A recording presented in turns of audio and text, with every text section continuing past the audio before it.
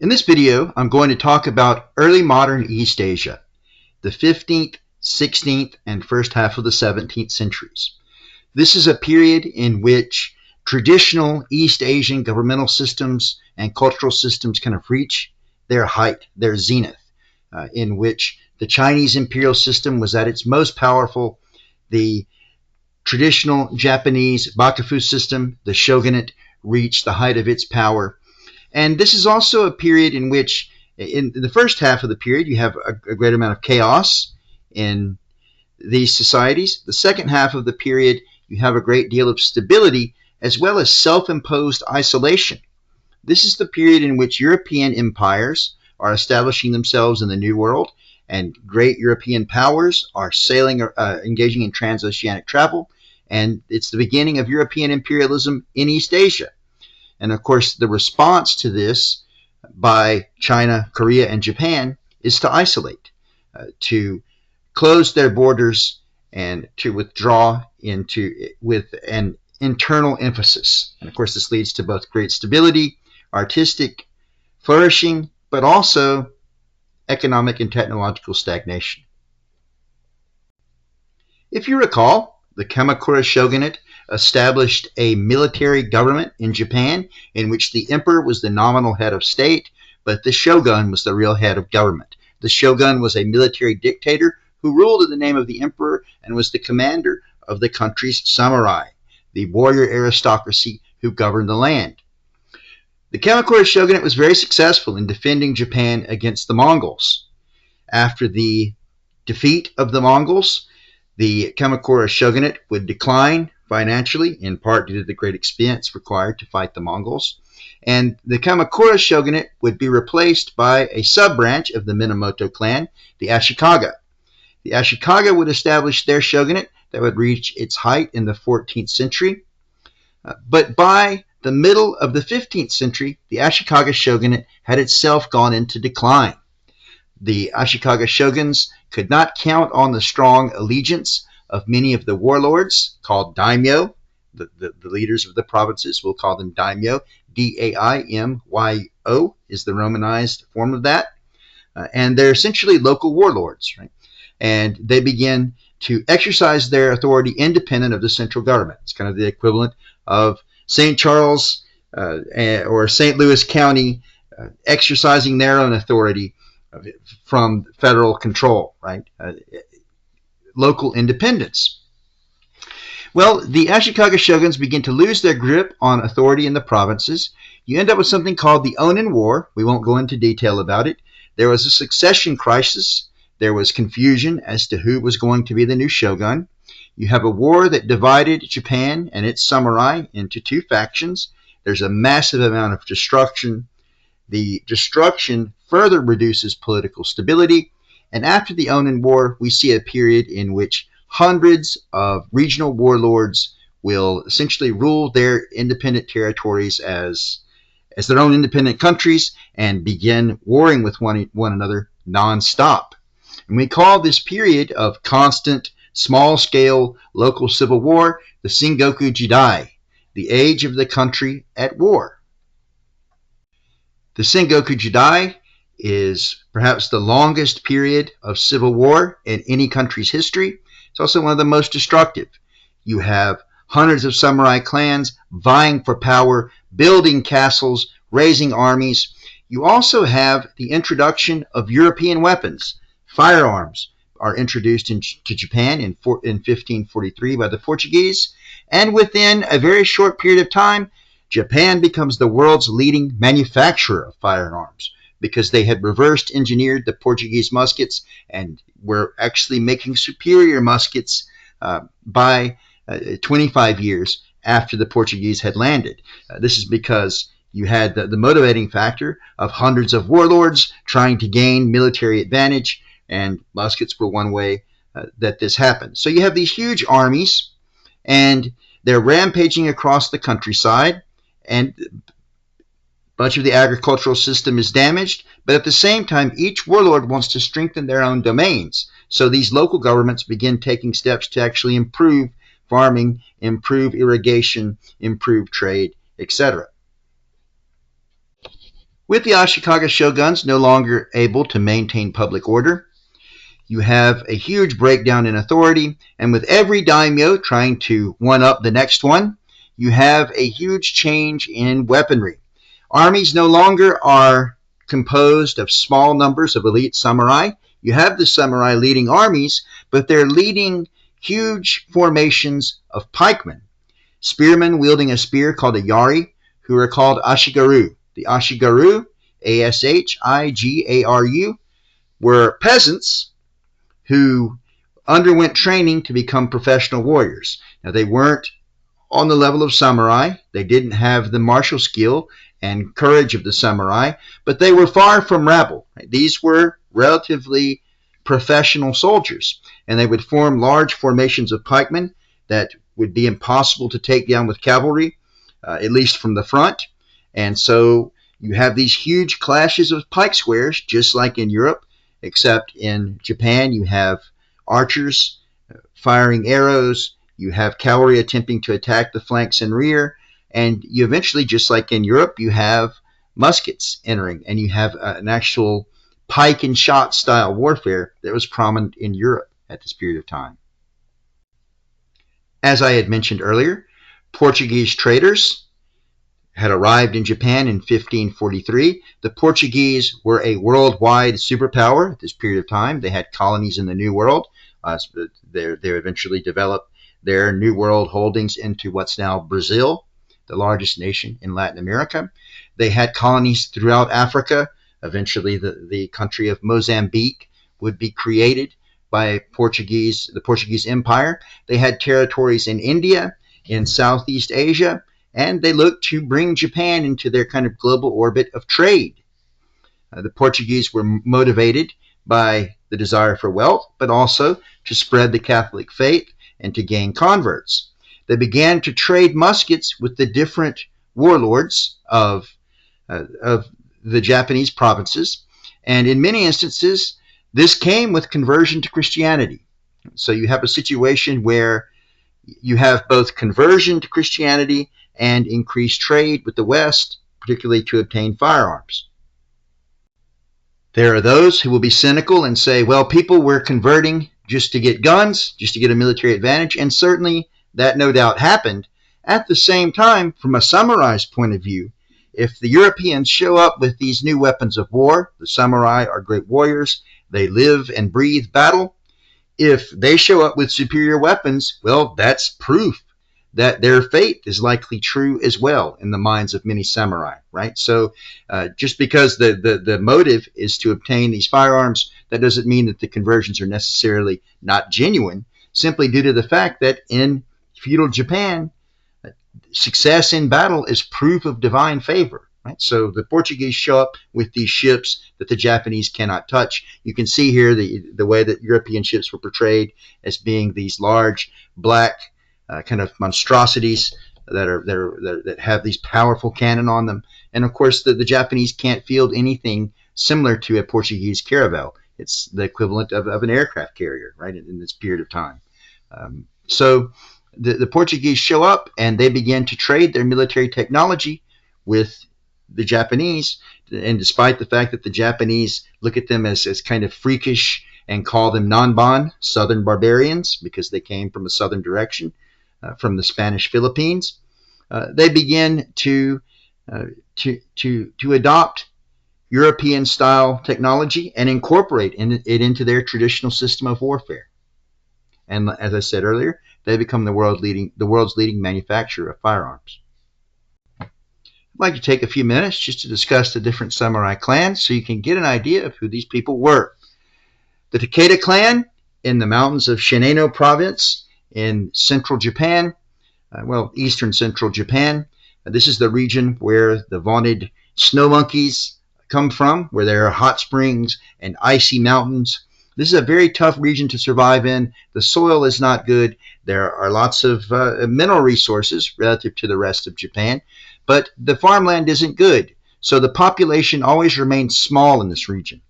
Because the population remains small, armies focused on eliteness rather than numbers. So the Takeda clan focused on elite Ashigaru who were better trained than many other Ashigaru, the massive formations of pikemen, but they also emphasized horsemanship and archery for their samurai.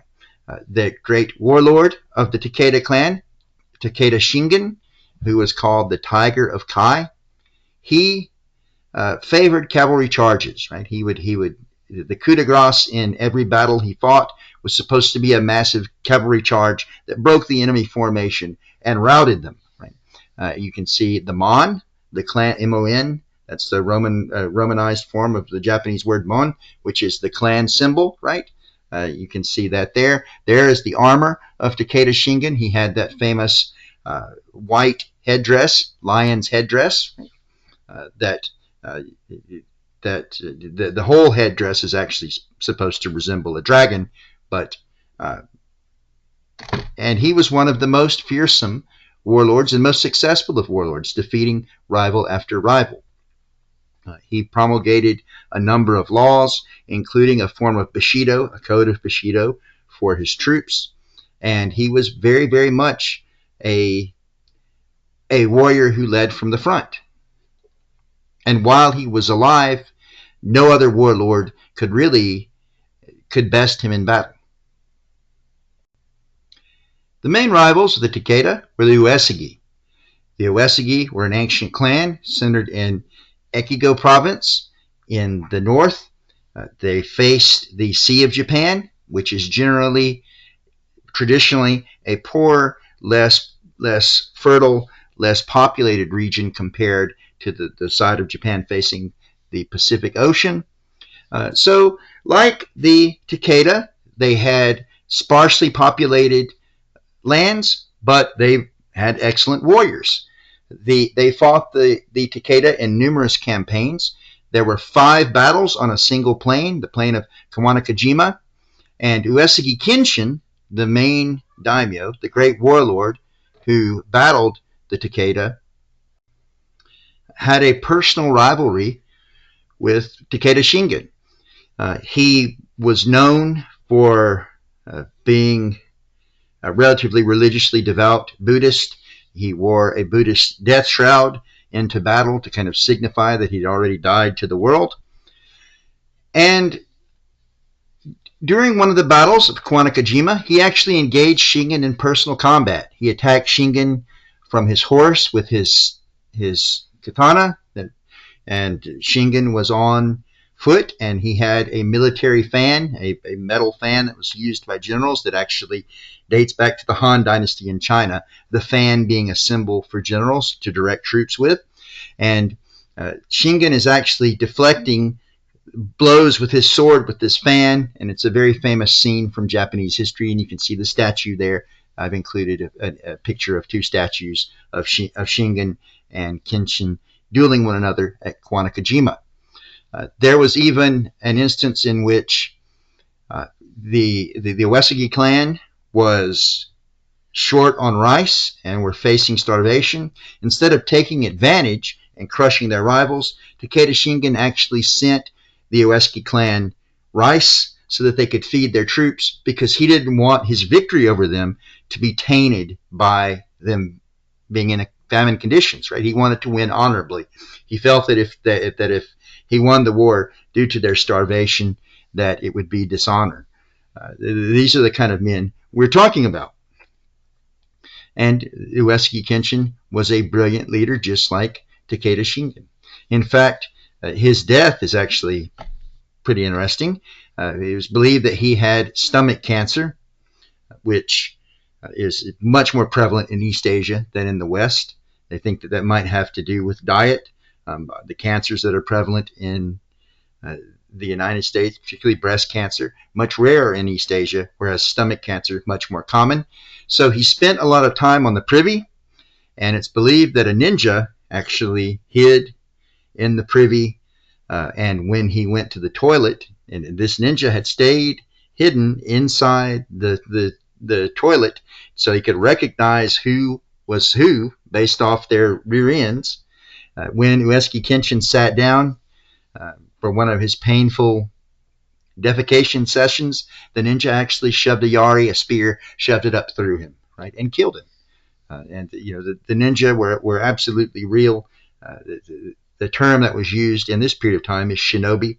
They were spies and assassins, usually who came from a social class called the Barakumin, which are kind of like untouchables, the Japanese version of untouchables. You've heard of, we talked about the untouchables in India. The Japanese had a version as well, and they're called the Barakumin, and they couldn't live with ordinary people. They couldn't farm the same fields, draw water from the same wells. They were seen as a polluting experience, polluting influence. So one of the ways that they made their living was through the underworld. You have the origins of the Yakuza during this time period, organized crime, and then you have the Barakumin clans, and they work together in criminal enterprises, but also they provide the different daimyo, the warlords, with spies, so that they can primarily spy on enemy troops, enemy installations, enemy plans, but they also worked as assassins as well. And Uesugi Kenshin met his demise, at least legendarily, at the hand of one. Another great clan was the Hojo clan. Their greatest daimyo was Hojo Ujiyasu, who built a number of fortifications that were relatively impregnable, as well as improved the infrastructure of the Kanto Plain, which is where modern Tokyo is today. In fact, one of the reasons that the later shogun, Tokugawa Ieyasu, made that part of Japan the capital and established Edo there or strengthened Edo, and which would later become Tokyo. The reason Tokyo is the capital is because of the infrastructure that the Hojo clan laid down. So they had a very prominent castle called Odawara that was considered impregnable, and they dominated the entire Kanto region, right, as a result of their successful campaigns. They claimed descent from the Hojo clan from the Kamakura shogunate. If you recall, Hojo Masako, the wife of Minamoto Yoritomo, the first shogun, her family actually ends up taking the reins of power from the Minamoto family. And so you have, the puppet of a puppet, right? Of a puppet, right? So it's an interesting scenario. But the Hojo are very prominent in the Kanto Plain. The next clan we're going to talk about is the Date clan. The Date clan inhabited the far north of Honshu, the main island. They descended from the Fujiwara clan, if you remember the Fujiwara. This is important because the clans we've talked about so far are all Minamoto-derived clans. Right? So the Date clan have a different origin and a different ancient noble family. And all of these clans will originate either in the Minamoto, the Fujiwara, or the Taira, if you remember the Taira from the Kamakura shogunate video. The Date clan were very powerful. Their greatest warlord was Date Masamune. Date Masamune was called the One-Eyed Dragon. The reason he was called the One-Eyed Dragon is that he lost one of his eyes due to smallpox as a child. So he wore an eye patch. And it's also believed that he may have possibly been a Christian. He requested Christian missionaries to preach inside his lands. And there are other reasons that he may have been, that it's been suspected that he may have been privately a Christian, but I won't go into those. But it wasn't abnormal for daimyo to convert to Christianity. We actually have records of samurai attending Mass together, right, celebrating Mass together, and then fighting on the battlefield against one another. You had warlords like Otomo Soren who were fairly committed Roman Catholics, right? So Christianity was gaining great presence in Japan at the time. Another great clan I'll talk about briefly were the Mori. The Mori inhabited the Chugoku region of western Honshu, next to the Seto Inland Sea, near the area where Hiroshima is, right? And the Mori helped control the trade with China and with Korea. So they became very, very financially prosperous as a result of controlling this trade, kind of like the Taira did during the 12th century. Their great leader was Mori Motonari. He ended up dominating the other warlords in western Honshu and building a very powerful navy that would end up challenging the navy of Oda Nobunaga. Eventually, the island of Shikoku, the smallest of the three main islands, right, smaller than Hokkaido even, all four of the main islands. Shikoku was unified by the Chosokabe under their great warlord, Chosokabe Motochika, who was a kind of, he had a kind of boisterous personality, a hard drinker, a man who would do anything on a dare, right? Very brave, very daring in battle, and very ambitious. So the Chosokabe ruled this region of Japan that was not necessarily backwards, but outside of the main arena in central Honshu. Kyushu, the southernmost or westernmost island, depending on how you orient the Japanese archipelago, was ruled by the Shimazu clan. The Shimazu conquered all of the other Kyushu warlords and established their authority. They also conquered the Ryukyu kingdom, which is now Okinawa, and brought that part of the Pacific under Japanese domination. The Ryukyu kingdom was actually more similar to China in terms of its culture and its political, linguistic, and philosophical orientation. But when the Shimazu clan conquered Ryukyu, the Okinawan culture begins to orient itself more towards Japanese culture, though even today it's still very distinct. The Shimazu are very important because eventually they will be among the most important leaders who overthrow the Tokugawa shogunate in the 19th century and actually create modern Japan, right? The imperial Japan that will go on to establish an overseas empire and ultimately battle the United States in the Second World War. I'd like to take a minute to talk about the Oda clan. The Oda clan I have to talk about for several slides because the Oda clan was one of the most prominent in this period of time due to the efforts of their greatest warlord, Oda Nobunaga. The Oda descended from the Taira, or at least that's what the Oda claimed. Many of the other clans came from the Minamoto or the Fujiwara. The Oda claimed descent from the Taira in part to set themselves apart. The Oda ruled the Owari province, right in the crossroads of central Japan, and they were a relatively minor clan in the beginning of this period. During this period, the two great clans neighboring Owari were the Takeda and the Uesugi clan. So the Uesugi actually didn't neighbor Owari, but they dominated this portion of Japan. You see this image I made of Takeda Shingen and Uesugi Kenshin battling, right? Even though Uesugi Kenshin was actually on horseback and Takeda Shingen's fan was made of metal. But I digress. These clans outshined the Oda clan. The Oda clan was very minor. This would change with the rise of Oda Nobunaga. Nobunaga began his life as kind of a wastrel. He was a ne'er-do-well. He liked to party. He liked to drink. He didn't care about being a ruler. He didn't care about politics or even war. He was kind of a delinquent. One of his advisors actually ended up committing seppuku, which is ritualistic suicide, which is something that samurai would do when they had either dishonored themselves or they were in a situation where there was no way out. It was a way to gain back their honor. Well, this advisor committed seppuku in protest of Oda Nobunaga's dissolute lifestyle as a young man. And this caused him to kind of turn himself around, become concerned with ruling. And he was a very, very innovative leader.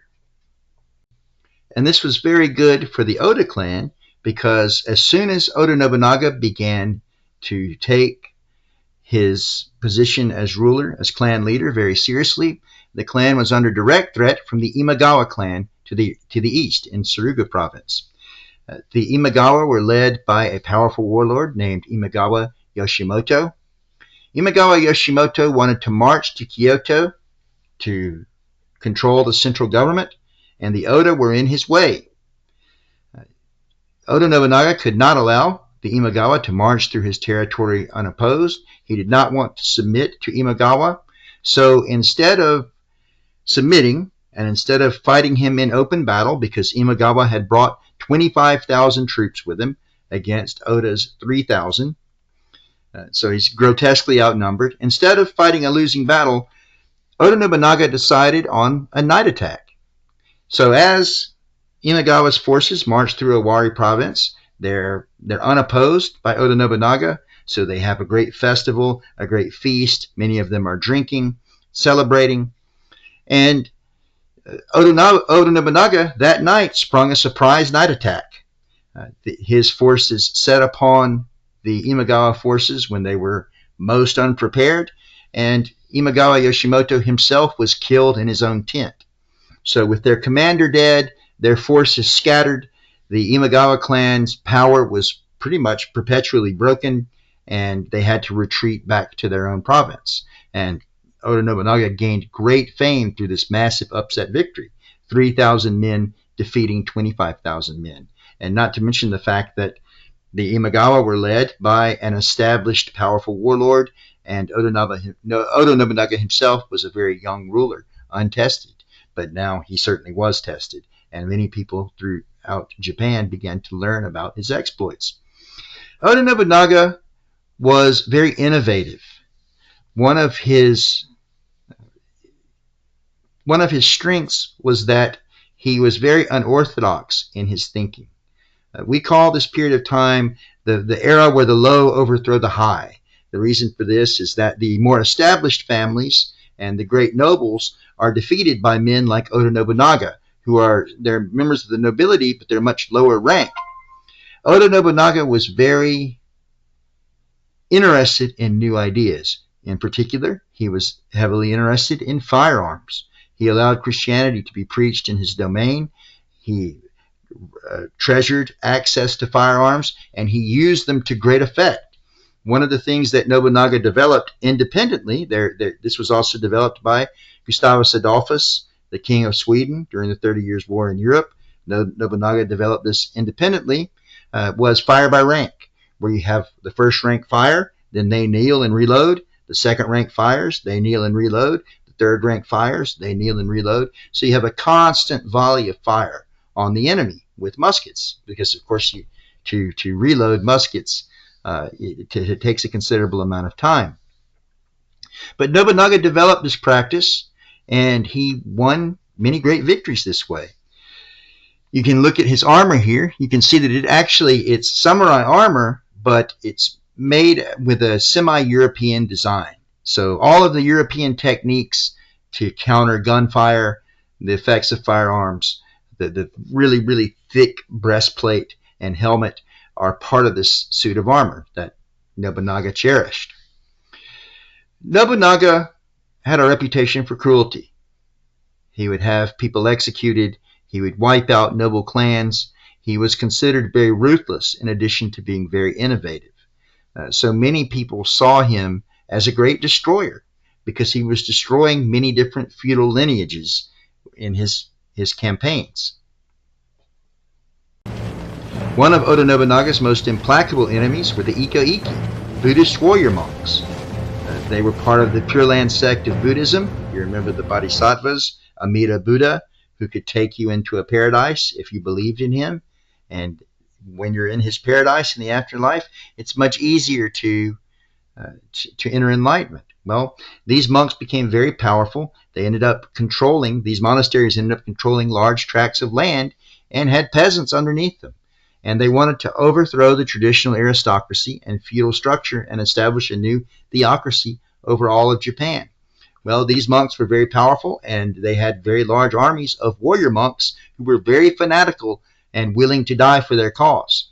And Nobunaga ended up fighting them in several battles, ultimately crushing the power of these temples, which were really more like temple castle complexes with huge armies. And of course, many people become confused because they don't equate Buddhism with militarism, but there were Buddhist warrior monks. There were sects of Buddhism that were organized around holy war. Right? There were religious warriors who were Buddhists, the Iko-Iki. They survived into the 19th century. You can see an image of one here, a photograph. Right? So, yes, there was militant Buddhism. Nobunaga had success after success. He conquered the bulk of the country, including the most powerful warlords. He took Kyoto and took custody of the emperor, supporting the emperor, which legitimized his rule. It was clear that he was going to become shogun. He defeated the Iko-Iki monasteries, as I mentioned. He defeated the Takeda clan. In fact, his victory against the Takeda clan is one of the most dramatic in the history of Japan, the Battle of Nagashino. After Takeda Shingen died, his son Katsuyori attacked Oda Nobunaga and his ally Tokugawa Ieyasu, who we'll talk more about later. And he had this massive cavalry army that the Takeda, the pride of the Takeda clan, were the great cavalry, and he attempted to run down Oda Nobunaga and Tokugawa Ieyasu's armies, and they had expertly trained musketeers in them with fortifications put in front of them, and they cut the Takeda army to pieces. It's one of the most dramatic upsets in Japanese history. You can see in this AI video I made that he's pulling the hammer back like it's a Lieber action rifle from the 19th century or something. He would have taken a ramrod and putting the powder in, a whole ordeal to reload. But nonetheless, you get the idea of the Takeda cavalry being destroyed by these well-trained musketeers. And this was due to the fact that Nobunaga was very innovative on the battlefield in inventing the fire by rank system. After the Takeda were defeated, he really had very few rivals that could challenge his bid to become the next shogun. Economically, Oda Nobunaga was also very innovative. He dramatically reduced taxes, which encouraged peasants to run away to his land and bring more land under cultivation because they could keep more of what they earned. He reduced taxes with trade so that merchants would flock to his territory to trade, so that they would have to pay less to the state, and therefore this caused massive economic growth, which he then in turn used to manufacture more firearms and more spears, more swords, more arrows, right, more bows, and to increase his military strength. Nobunaga in 1580 was set to control the entire country. However, in 1582, he was betrayed by one of his subordinates, Akechi Mitsuhide, who a subordinate general who we don't really understand why he betrayed Oda Nobunaga. It's been suspected that he felt humiliated by Oda Nobunaga. He would dress down his generals in front of others, and it was very humiliating. And it's thought that Akechi Mitsuhide may have taken one of these dressing downs really seriously. So he betrayed Oda Nobunaga. Oda Nobunaga was taking refuge in Honnoji Temple, separated from his troops. Akechi Mitsuhide ordered his troops to attack, and Oda Nobunaga had no choice but to commit seppuku. He committed seppuku and when you commit seppuku, you take the short sword, wakizashi, you shove it underneath your abdomen, and you push underneath your gut all the way across the bottom of your belly, and effectively, the idea is that your guts will fall out. You effectively disembowel yourself. And the reason for this is that it takes a great amount of courage and fortitude to be able to do this to yourself, right? It's not an easy feat. It takes determination even after you're wounded. But once you push the wakizashi all the way to your left, a second will take your head off with their katana, right? And that's what happened with Nobunaga's page assisted in his seppuku. And it's important to note, Nobunaga actually had an African servant who was there with him at Honnoji, the temple where he died. His name was Yasuke. He had been brought by Portuguese merchants as a slave. When Nobunaga saw him, he was intrigued. Keep in mind that Nobunaga is curious about the world. He sees something different from himself, something new. He wants to understand it. He doesn't shirk from it. So the fact that this African man is there Oda Nobunaga had never seen an African before. He didn't believe that Yasuke was actually the color he was. So he had him actually scrubbed by his servants, right, believing that he had been painted black, right, that wasn't his actual color. But when he learned that it was his actual color, he became even more infatuated with Yasuke, making him a samurai, giving him weapons, giving him Japanese wives and an estate, and making him part of his personal entourage. Right? And Yasuke was actually there when Oda Nobunaga committed suicide, committed seppuku. When Akechi Mitsuhide came in and they took custody of Yasuke, they didn't kill Yasuke because he wasn't Japanese. They didn't know what to do with him, so they eventually sent him to the Europeans. Right? But he didn't perish even then. He actually assimilated into Japanese society. So that's kind of interesting. But Nobunaga's march was stopped by this betrayal. One of the secrets of Nobunaga's success is that he, like Genghis Khan, would promote men based on merit. It didn't matter if they were high or low born. Well, his right-hand man, Toyotomi Hideyoshi, had actually been a commoner, been a peasant. He enlisted in the Oda clan's army as a common foot soldier, an ashigaru, a professional foot soldier, but not a member of the nobility, not a samurai. And Nobunaga promoted him through the ranks because of his excellent leadership capability. Well, when Nobunaga committed seppuku, Toyotomi Hideyoshi ends up taking over the bulk of Nobunaga's forces. He marches on Akechi Mitsuhide, defeats him, avenges his former lord, and takes control of the entire clan's military forces. And like his former master, he continues the campaign to unify the country.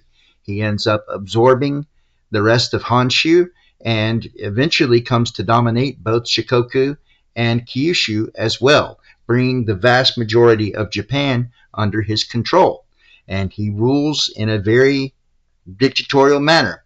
He can't become the shogun because he's not a samurai.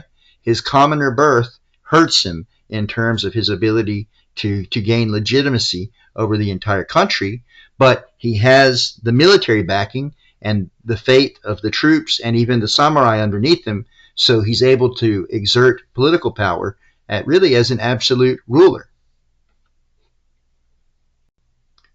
One policy that he engaged in was something called the sword hunt, in which he had his men confiscate weapons, spears, swords, firearms from peasants throughout Japan in order to promote stability. The idea was that the peasants were too armed, the ashigaru had threatened the traditional social order, and the people had to be disarmed so that the hierarchy could be restored. And it's ironic that this peasant-born leader is the one who actually enforces the subjugation of the peasants for the next several hundred years, because he effectively takes their weapons away. Without access to weapons, and particularly the firearms that were great equalizers on the battlefield, the people had no means to resist some of the very severe laws that the samurai would impose on them at the end of the Civil War. And we'll talk more about that later on. Nonetheless, losing their access to firearms essentially doomed the Japanese peasantry to a significant amount of abuse throughout the centuries. We're going to leave Japan for a moment and talk about China. China, Japan, and Korea are interconnected in this period of time, so we need to set some background for the Ming Dynasty. As you recall, the Yuan Dynasty of the Mongols was overthrown in 1368 by Zhu Yuanzhong, a Buddhist monk who was a leader of the Red Turban Rebellion. He ended up driving the Mongols out, taking Beijing, and establishing the Ming, or Brilliant Dynasty. The Ming attempted to restore everything Chinese after a period of humiliating foreign rule. The emperor restored the traditional examination system, the traditional way that officials were selected, the traditional departments in the bureaucracy. The Mongols had been driven out. He conducted the traditional rituals and rites of a Chinese emperor, and He made state Confucianism again the ideology of the government. He lived in the Forbidden City, a huge palace complex where you had to have official imperial permission to go, surrounded by hundreds of eunuchs, hundreds of women, and he lived separated in absolute grandeur. But Zhu Yuanzhang had begun his life as a peasant. Like Toyotomi Hideyoshi, he originated from the bottom rank of society, and he succeeded due to his merit as a leader. And he established one of the most powerful Chinese dynasties in history. In fact, in addition to restoring the examination system, he went to great lengths to restore the Great Wall so that the Mongols would never again threaten China. And just as an aside note, I've got an image of him here in his court and the rebuilding of the Great Wall. They're actually digging on top of the wall in this AI video. I thought that was kind of funny, so I didn't change it. I kept it in, right? It's tricky to get to know how to use this technology, but I think it makes the lectures funnier, if not more interesting. Them actually building the Great Wall out of the Great Wall. But the point is there, right? Zhu Yuanzhang, the Hongwu Emperor, ended up restoring the Great Wall, manning it with thousands of soldiers, and keeping the Mongols and the other barbarian tribes, from the Chinese point of view, out of their country. And as a result, the Chinese economy, the government, the culture began to flourish in a way that it never had before. One thing that I would like to add is that the Great Wall, for most of Chinese history, has actually been a very effective barrier.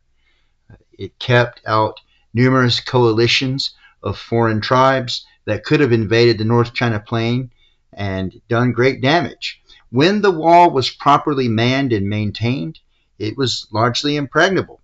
The reason that leaders like Genghis Khan, other successful nomadic chieftains were able to break through the wall is because they attacked during periods where the wall was not adequately manned, where the Chinese government had fallen into disrepair and couldn't effectively implement the fortifications to their advantage. In fact, later in the Ming Dynasty, when they're firing rockets, actual rockets, using gunpowder weapons on top of the wall, they're very effective at preventing any incursion by the Mongols. So as successive Mongol Khans attempt to restore their rule over China, they're thwarted time and time again by the Great Wall.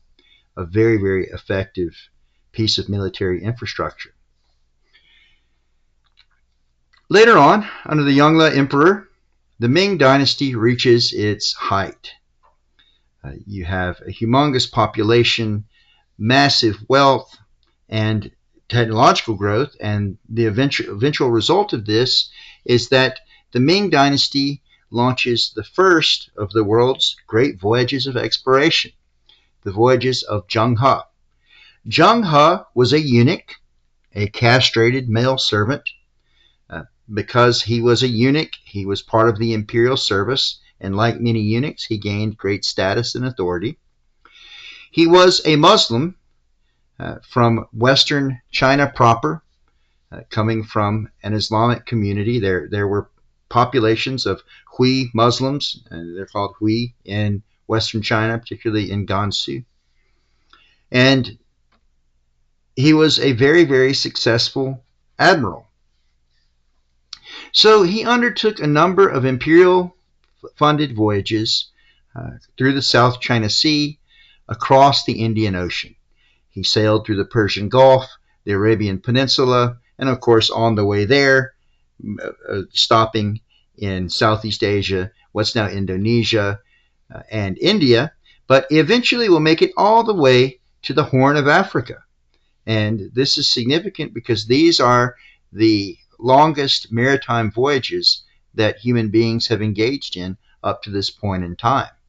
Even the Viking voyages to the coast of Newfoundland weren't the distance from Iceland to Newfoundland wasn't as great as the distance from southeastern China all the way to the Horn of Africa. And this brings great fame and prestige to the Ming court. The Ming have the compass. The compass was invented in China. Because they have the compass, they have excellent navigation relative to the rest of the world. And the junks that they sail on, these massive sailing ships, are very, very sturdy, and they're even still in use partially today, the same design. As Zheng He sails to Sumatra, to India, to the Arabian Peninsula, to Abyssinia on the Horn of Africa, what's now Ethiopia, the problem is that he encounters oddities. He encounters goods that are interesting, but they don't have real lasting economic value. One of the most notable things that he brings back with him was a giraffe that he received in the Horn of Africa. And this is a great curiosity in the Chinese court. People who had never seen a giraffe before were floored by this massive creature. The problem is that he doesn't find goods that the Chinese market wants. From the Chinese point of view, everything that they need is produced in China. They don't have to look outside of their country for a source of goods or even for markets to export to. The Chinese are exporting along the Silk Road regardless. So there are very little economic advantages for the Ming to invest in these voyages of exploration or in maintaining strong commercial ties with the Horn of Africa or the Persian Gulf or the coast of India. They really aren't lacking any goods that these regions produce. This is the opposite of Europeans at the time. Europeans wanted spices from India. They wanted tea. They wanted porcelain. They wanted goods made in Asia that they could not produce. So when the Europeans began their voyages of exploration, they are finding new markets, and it's bringing massive economic benefits to Europe, the benefits that the Chinese didn't see in the lands that Zheng He encountered. They saw curiosities. He brought back a giraffe. He brought back a troupe of dancers from the Horn of Africa that could juggle and entertain the emperor. He didn't, and he did establish ties with local rulers, but there were no lasting economic bonuses for China. And when you consider the fact that the Great Wall had to be maintained, the Ming government was obsessed with keeping the Mongols out and preventing any future humiliation at their hands. The Ming had to spend exorbitant sums manning the Great Wall, putting armies on the northern frontier. The Ming government really saw little value in continuing these voyages. However, if they had continued the voyages, they may have sailed all the way around the coast of Africa, maybe would have even made it to Europe, or possibly gone the other direction, and it would have been the Chinese who discovered the Americas. It's hard to say. But they certainly had the technology and the capability. They simply didn't have the motivation due to the economic situation.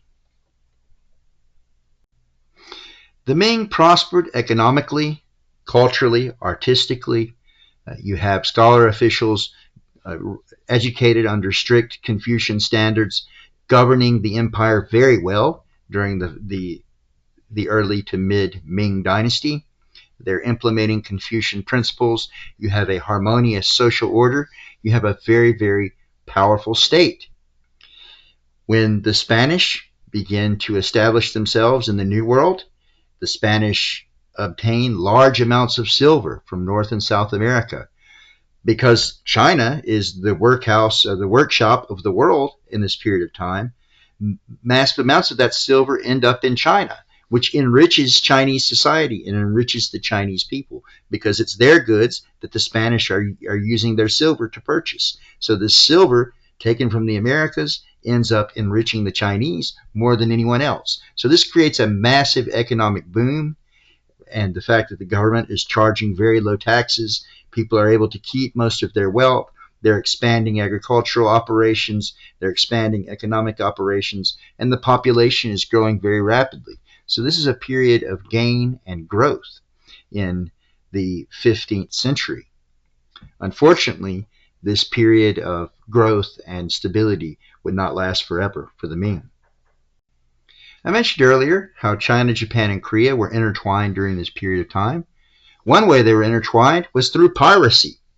As the Ashikaga shogunate lost its authority inside Japan and the central government lost control over the provinces, you have the rise of entire clans of pirates in much of southern or western Japan, depending on how you orient the map of Japan. Based in the islands of Kyushu and Shikoku, you have pirates called Wako. Right? The Wako pirates were very effective at raiding. They would raid the coast of Korea. They would raid the coast of China. They would kidnap women, bring them back to their lairs in the islands surrounding the Japanese home islands. They would loot. They would steal wealth. They would cause great destruction, burn coastal villages, and the Ming had a very difficult time securing their coast from these hit-and-run pirates who could appear out of nowhere. And the Japanese government was completely incapable of cracking down on them, despite the fact that the Ming insisted on protesting to the Japanese government again and again. The Ashikaga shoguns, they didn't have actual control over most of the country. So with no central government, no stability, piracy became rampant. The Ming responded by building a large fleet, and they were very successful. The problem is that you have several incompetent emperors who would respond to this crisis in the most ridiculous ways possible. One of them responded by closing off Ming society to the outside world, as if, the historian Charles Hucker pointed out, as if Chinese civilization is what needed protection from outside cultures, right? That Chinese culture was going to be replaced by foreign countries, by foreign cultures. When it was the other way around, it was Chinese ideas, Chinese economic goods and productivity that was moving outward. China didn't need protection from the rest of the world. China was the dominant power in this period of time. So, but the Ming end up closing China off from the rest of the world and isolating China in part due to the pressure exerted by these pirates. In fact, there was an edict by the Wanli Emperor, one of the worst emperors, that the coast should no longer be inhabited, that everyone should move 30 miles inland in order to prevent the pirates from having access to raiding villages, which is an absurd. That order was never effectively carried out because it's absurd. The idea of abandoning your own coastline, the most populated part of your entire country. But that's an example of what bad emperors can do.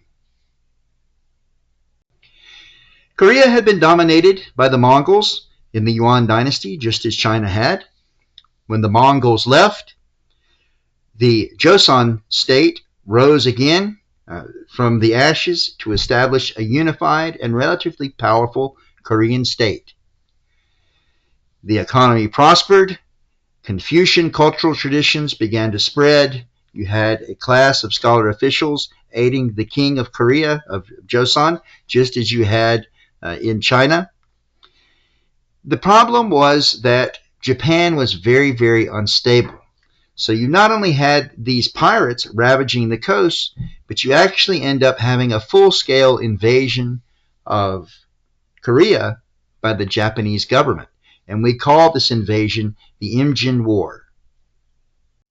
If you recall, Toyotomi Hideyoshi, the regent who controlled Japan's government, the successor to Oda Nobunaga, who had been born a peasant, he maintained absolute power over the other warlords due to his finishing what Nobunaga had started. The problem was that he attempted to stabilize society, and many of his solutions were very radical. I talked about how he went around confiscating weapons from peasants in order to prevent disorder and to solidify the social hierarchy. Well, you also have thousands of samurai due to a century and a half of constant warfare. And Hideyoshi's plan to deal with these samurai was to remove them from Japan, send them to fight in Korea, get them out of the Japanese home islands. Some of them will be killed fighting in Korea. It will bring great prestige to the government. They will be concerned with war in Korea. They won't be concerned with destabilizing Japanese society. So in 1592, Hideyoshi invades Korea, and his ultimate plan is to conquer Ming China, a much larger society. Now, this seems absurd on the face of it. How could Japan conquer China? But you have to keep in mind that the Japanese have been in a state of civil war for a century and a half. They have very effective armies. They have thousands and thousands of troops under their banners. Not only that, they have the most advanced fighting forces in the world, the equivalent of Spanish tercio infantry, equipped with muskets. They have a full-scale pike and shot military that is nothing that the Ming or the Koreans can match in terms of technology and tactics. So they have a number of advantages, and they end up initially doing great damage to the Korean kingdom, taking the capital at Pyongyang very, very rapidly. One of the commanders of Japanese forces during the Imjin War, Kato Kiyomasa, is one of the most famous samurai. He was a retainer of Toyotomi Hideyoshi, and he was known for being an excellent warrior, a very stern, disciplined commander. He commanded Japanese forces in Korea along with Konishi Yukinaga. He played a major role during the first invasion, moving further than any other Japanese commander north, moving all the way to the Yalu River, pursuing Korean forces into the mountains of the far north of Korea. During the second invasion, he also played a major role. However, his progress was slowed by his rivalry with Konishi Yukinaga, another samurai lord.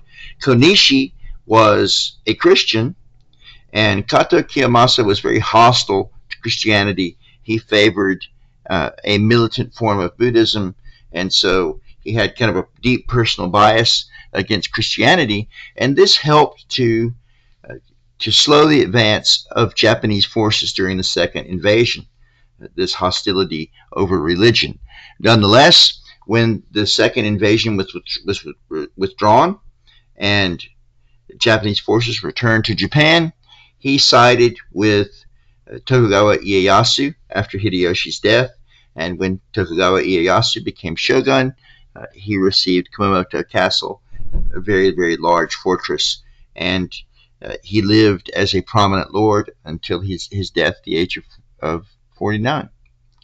And he was skilled with virtually every type of weaponry, renowned for his personal combat ability and his ability to lead men. So he's kind of the quintessential samurai of the era.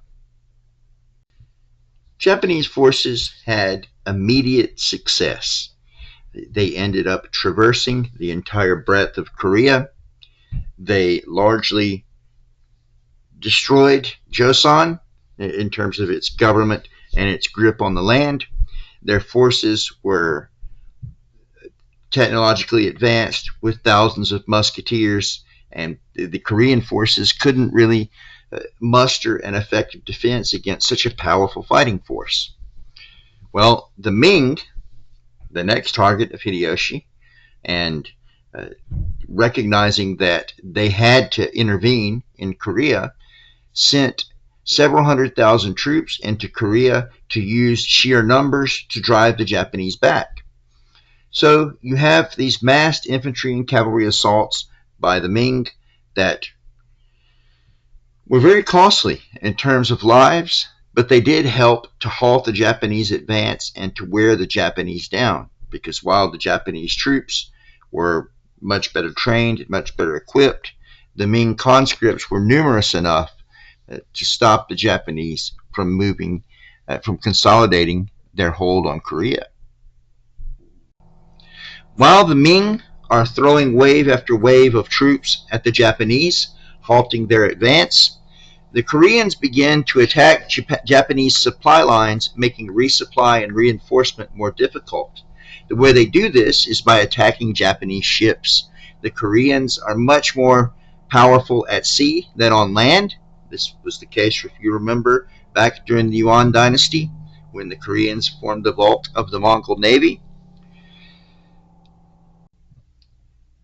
A very important Korean naval leader Admiral Yi Sun-sin, was very effective at attacking Japanese resupply fleets.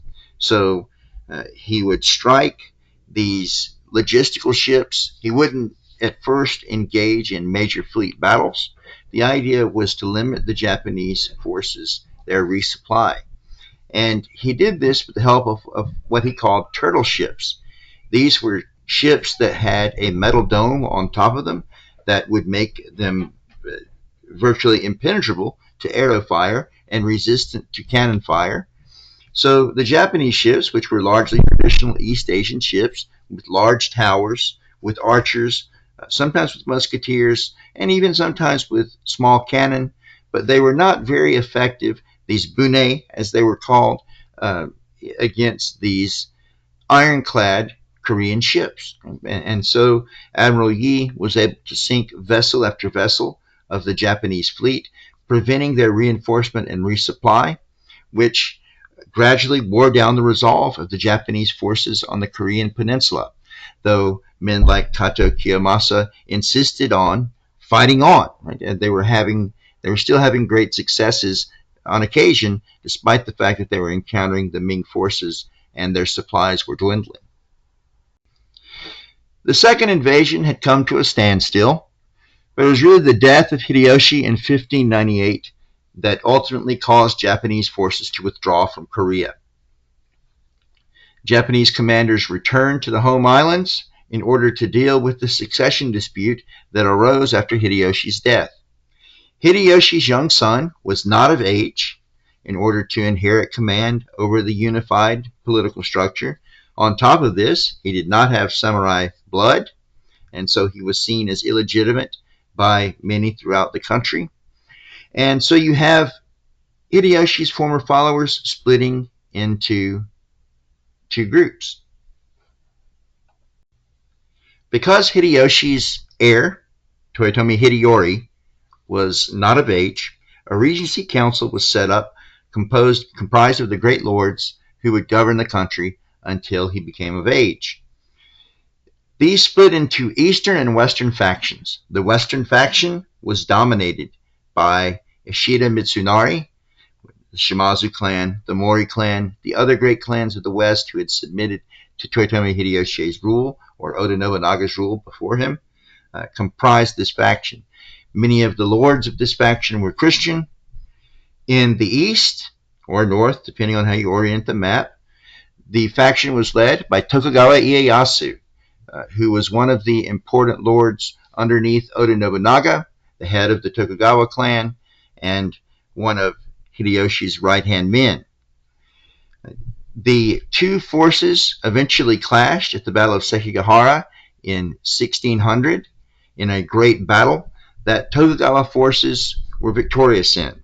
Now, this battle is also famous because it is a battle in which the famous swordsman Miyamoto Musashi, one of the greatest swordsmen in the history of the world, the author of the Book of Five Rings, a man whose exploits in duels throughout the country are legendary. He participated in this battle. He was also famous for creating the Nidan Ichiryu school of swordsmanship that involved fighting with two swords at the same time, and he won a large number of duels traveling throughout the country. He became kind of a legendary figure. After the Battle of Sekigahara in 1600, the Tokugawa clan under Tokugawa Ieyasu utterly crushes the remnants of the Western Army under Ishida Mitsunari, and they end up unifying the entire country, establishing the Tokugawa shogunate with Tokugawa Ieyasu as the first of the shoguns of this Bakufu, of this dynasty. The Tokugawa shogunate would rule until the late 1860s. In fact, this would be one of the longest, most peaceful, most prosperous, and artistically developed, culturally developed periods in Japanese history, brought about by Tokugawa Ieyasu, who treasured stability over all else, given the recent wars that the country had been embroiled in. So Tokugawa ends up having total mastery over the country. We call Tokugawa Ieyasu the third unifier. The Japanese have a very interesting proverb about the three great unifiers. The unifiers were Oda Nobunaga, Toyotomi Hideyoshi, and Tokugawa Ieyasu, whom we've mentioned. There is a very famous proverb in which Nobunaga, upon meeting a little bird who won't sing, Nobunaga says, "Little bird, if you won't sing, I will kill you." He's followed by Toyotomi Hideyoshi, who says, "Little bird, if you won't sing, I will make you." Finally, he's followed by Tokugawa Ieyasu, who says, "Little bird, if you won't sing, I will wait until you do." And this proverb illustrates how these three great unifiers brought unity to Japan. Nobunaga, through battle, military domination, killing his rivals. Toyotomi Hideyoshi through force, but less brutal force. And finally, Tokugawa Ieyasu through patience and outlasting all of his rivals. So Tokugawa Ieyasu ends up being the ultimate winner. As I stated earlier, Tokugawa Ieyasu values stability over everything else. So he begins to set in place a social system that is harmonious and stable at the expense of innovation, of development, of new ideas. He closes the country. He makes it illegal for any Japanese to travel to any foreign country. This will be enforced to the point that Japanese fishermen who are blown off course by storms and arrive in Korea will not be able to return to Japan on pain of death. If they go back to Japan, they will be executed. This is in order to prevent Japanese society from encountering any destabilizing influences abroad. So the Japanese themselves are confined to their own country. On top of this, any foreigners who attempt to land anywhere in Japan will be executed immediately. This is very stringently enforced. There is limited trade with Korea, China, and with the Dutch. The Dutch were seen as more favorable European trading partners, less apt to attempt to convert the Japanese to Christianity and thereby establish colonial rule through a backdoor process, according to Tokugawa Ieyasu. So he preferred to maintain trade with the Dutch. In the port of Nagasaki in Kyushu, there was Dejima Island, a very small artificial island that was created so that the Dutch could have a base and trade.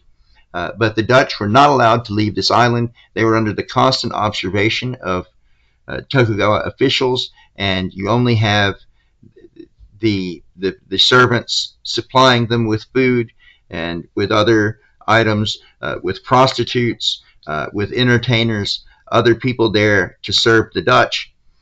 They were the only ones the Dutch were allowed to have contact with. All other elements of the population, it was strictly forbidden to have any kind of conversation or interaction with a foreigner.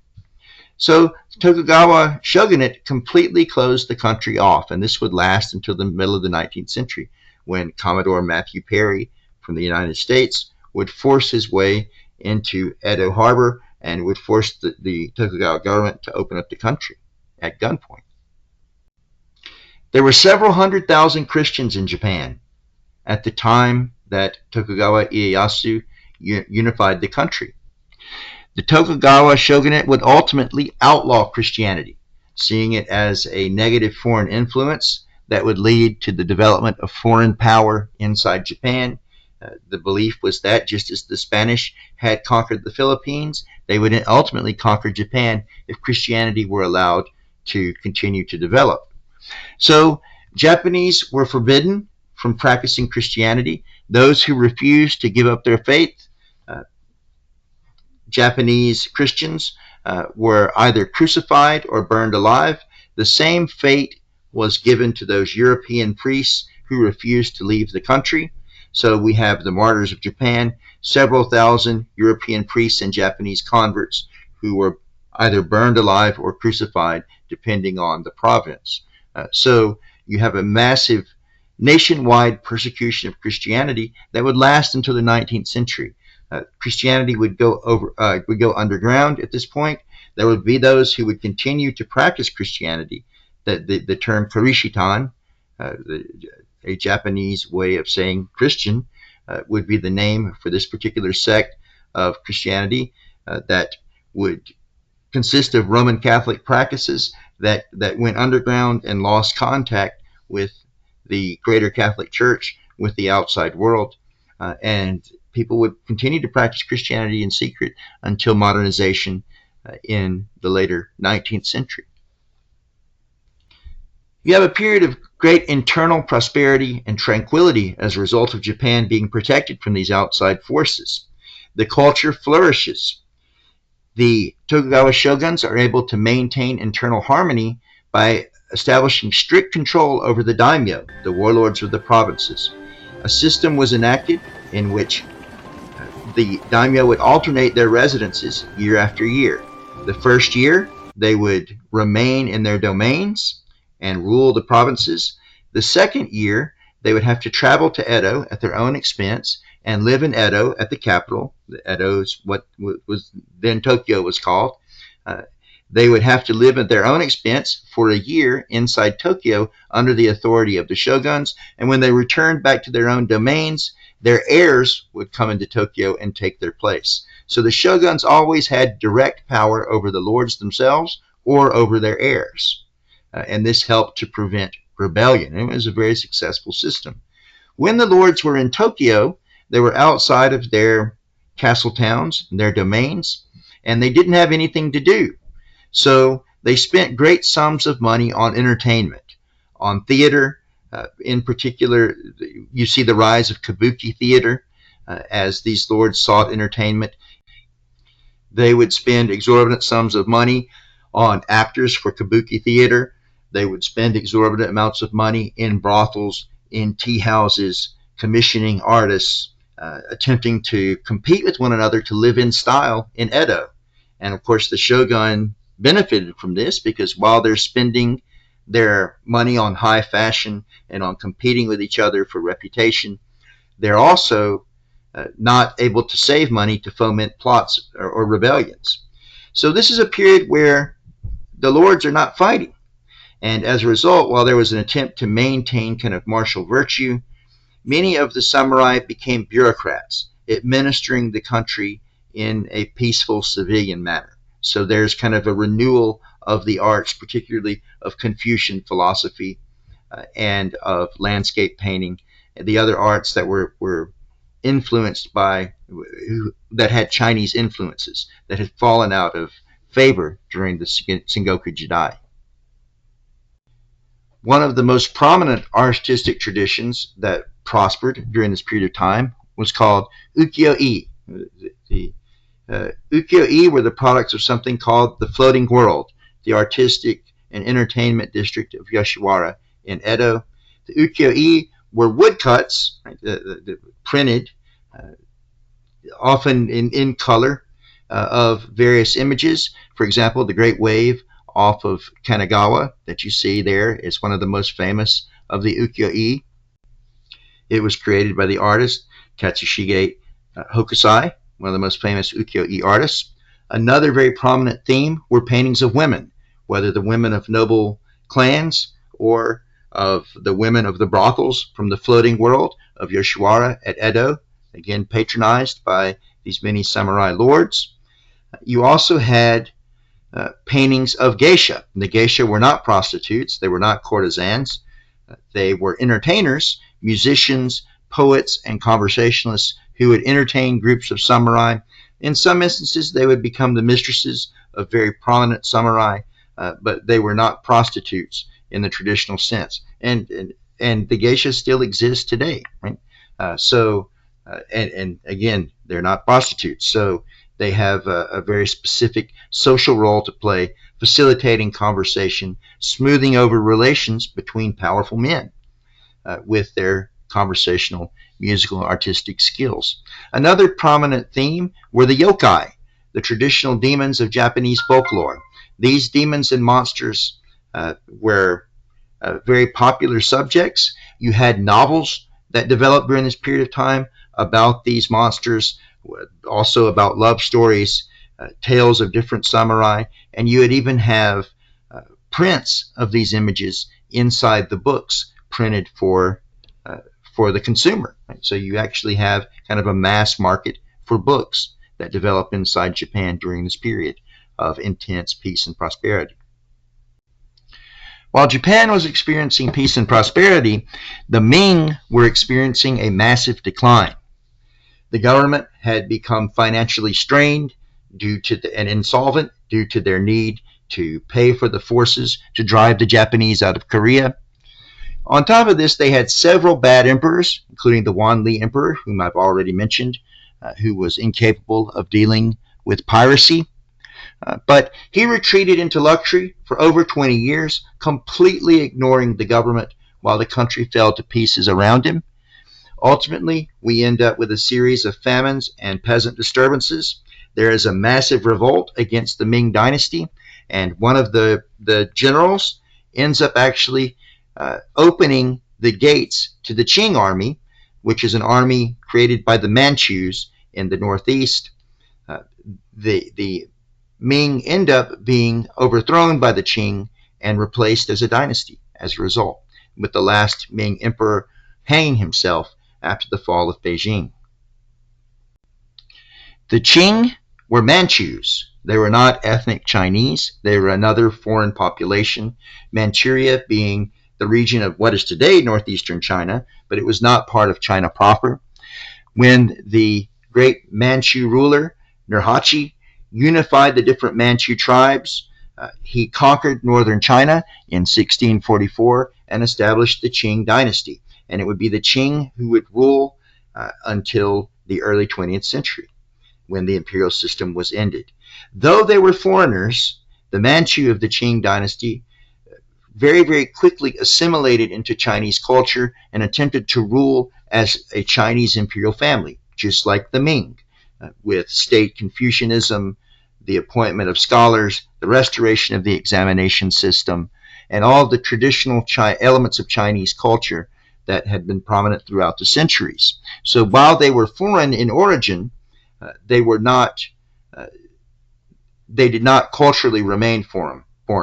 This despite the fact that they enforced a system of racial hierarchy, which put Manchus at the very top of the hierarchy. This was called the banner system. In fact, they made male Chinese grow their hair into what's called a queue, which is a long braid that would go down their backs with the front and tops of their heads shaved. And this is how ethnic Chinese men would be identified. The Manchu would not wear their hair in this way, and this would help to maintain a visible separation between ethnic groups, which is ironic because the Manchu dove headfirst into adopting Chinese culture. So we have internal tranquility in Japan, dynastic change in China. We have extreme isolation in Korea.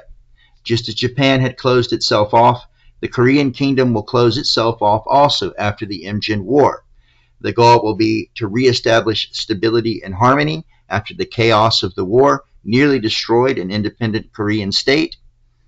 And so the Korean kingdom will focus on internal harmony and economic recovery. In fact, we can see this will last until the late 19th century, when American forces will force the Korean kingdom, then called the Hermit Kingdom by some in the world press, to open up. And as a result of the fact that Korean culture was unchanged from the 17th century into the 19th century, in large part, we have all these excellent photographs of traditional Korean culture, of, for example, the hanbok you see pictured there, the traditional dress of Korean men and women. And we have photographs of this from the 19th century because, like with the Japanese, their traditional culture lasted for a very long period of time in isolation, protected from outside influences. Okay, that's our summary of early modern Asia. The next lecture will be about the rise of European imperialism in Asia. So thank you for listening.